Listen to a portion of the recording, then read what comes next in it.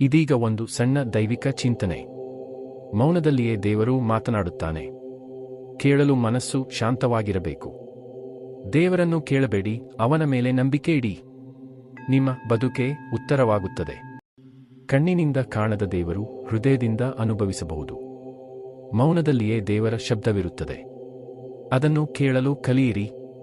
ನಿನ್ನ ಕಷ್ಟ ದೇವರ ಶಿಕ್ಷೆಯಲ್ಲ, ದೈವಿಕ ಪಾಠ. ನಿನ್ನನ್ನು ನೀನೇ ಪ್ರೀತಿಸಿದ ದಿನ ದೇವರ ಕೃಪೆ ಶುರುವಾಗುತ್ತದೆ. ನೀನು ದೇವರನ್ನು ಹುಡುಕುವುದನ್ನು ನಿಲ್ಲಿಸಿದಾಗ ದೇವರೇ ನಿನ್ನನ್ನು ಹುಡುಕಲು ಬರುತ್ತಾನೆ. ದೈವಿಕ ಸಮಯಕ್ಕೆ ಎಲ್ಲವೂ ಸಿಗುತ್ತದೆ. ಬೇಗ ಬೇಡ, ನಂಬಿಕೆ ಮಾತ್ರ ಇರಲಿ. ನಿನ್ನ ಪ್ರಾರ್ಥನೆ ಶಬ್ದವಾಗಿರಬಹುದು, ಆದರೆ ದೇವರ ಉತ್ತರ ಮೌನವಾಗಿರುತ್ತದೆ. ದೇವರನ್ನು ಕೇಳುವುದಕ್ಕಿಂತ ಧನ್ಯವಾದ ಹೇಳುವುದು ಹೆಚ್ಚು ಶಕ್ತಿಯಾಗಿದೆ. ನಂಬಿಕೆಯೇ ನಿನ್ನ ನಿಜವಾದ ಮಂತ್ರ. ಈ ಚಿಂತನೆ ನಿಮ್ಮ ಹೃದಯಕ್ಕೆ ಶಾಂತಿ ನೀಡಲಿ. ದಿವ್ಯ ಖ್ಯಾತ ಕನ್ನಡವನ್ನು ಲೈಕ್ ಮತ್ತು ಸಬ್ಸ್ಕ್ರೈಬ್ ಮಾಡಿರಿ.